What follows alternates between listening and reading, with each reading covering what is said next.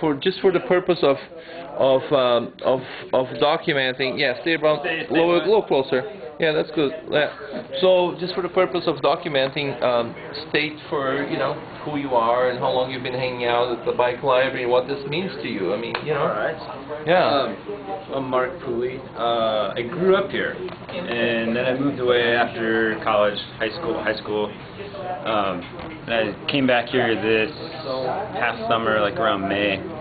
And I've been living up in Minneapolis in the Twin Cities. Cool place. Yeah, and I got involved in community bike shop up there. And right. Just, when I was living up there, just really liked it. It's great people. Yeah. It's a great. Yeah, man, they got trails there like nowhere else in the Midwest, man. Yeah, it's phenomenal. Right. Right. And so when I made the decision to come to school down here, that was one of the things I knew that I had to find.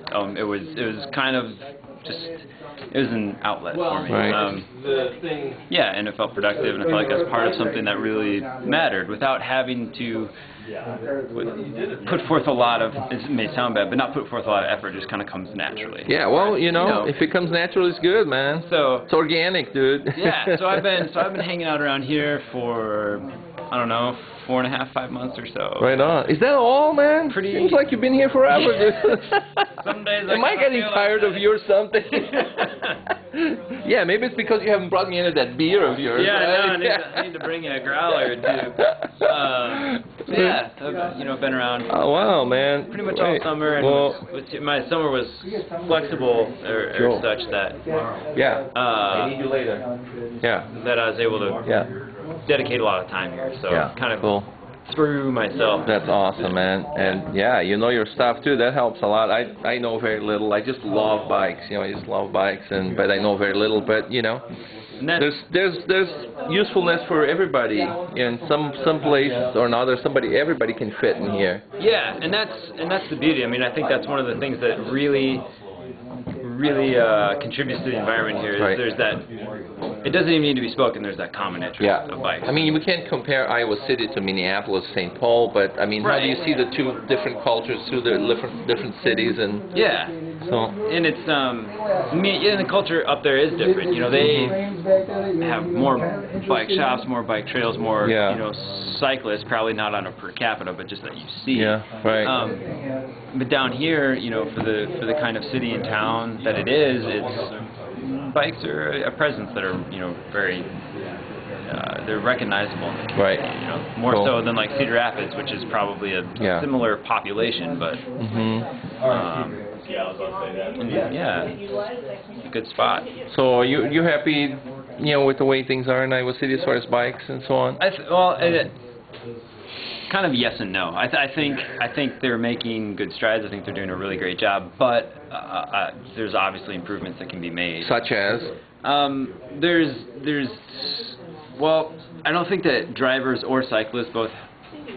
There's a bit of a disconnect in terms of who thinks who deserves more of the road. And in some spots we have bike lanes, and other spots we have the sharrows, and I think that there needs to be some kind of consistency, and whatever that is fine. I think that both those systems have their pros and cons, and I don't know that one is really superior to the other.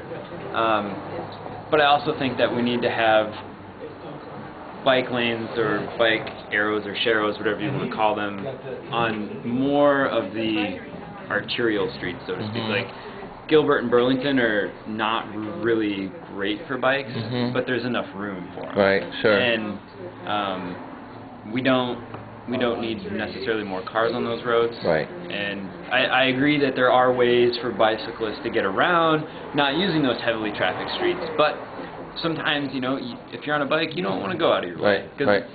Yeah. More effort. Right. And we all pay taxes, and we all contribute in the same way. So I mean, it's just. Right. And granted, some of the taxes gained from fuel do go to the maintenance of our city roads and things like that. So there's that constant argument of bicyclists don't pay, but we also don't pollute, and we don't. Contribute to those negative externalities that cars do. I mean, not to mention all the other parking issues that we have here and so many other places. And exactly. So what I think is not a part of that conversation is the fact that maybe we don't pay as much, but we also don't have those externalities that we're contributing, that cars do. Right. And we're not taking up, like you said, parking, real estate. Yeah, I mean, then of course, there's the whole health, realm of how does that influence, the culture of people and, yeah. And that's a whole nother really interesting conversation, is that the cities that have a higher share of cycling and walking in terms of mode transit, their incidences of heart disease and diabetes are substantially lower. Yeah, makes sense. And so the healthcare costs are a lot lower. Yeah. As well. Right. And and if you could do a direct trade, like the amount that a city or the municipality saves in healthcare costs, and translate that into better pedestrian and bike infrastructure. Absolutely. Yeah. You're starting to have a really interesting conversation. Right. Right. So, were you surprised when you came to Iowa City and voila, we have a bike library here? How did that feel? And I'd kind of heard about it, and actually Sibley Bike Depot was the nonprofit that I volunteered to spend a lot of time with up in the cities. Yeah. They were disappointed when I was like, I'm going to go to school to Iowa, and well, you should go to the bike library. And having grown up here, I came back at one point and I remember seeing the building had been occupied, and kind of hit. For some reason, it stuck in my memory. But when I walked in here, I was really surprised. Cool. The scope of the operation and the fact that it's all volunteer run. Right. That was really the impressive element. It is pretty cool. Yeah, and the whole community really responds to it too. I think the community is very happy that we're here. Yeah, I think you're always going to have the people that are critical of everything, and I think you just kind of have to take that in stride. I think by and large that majority of the community thinks that we're a positive element. Right on. Cool, man. Any other words of wisdom, Mark?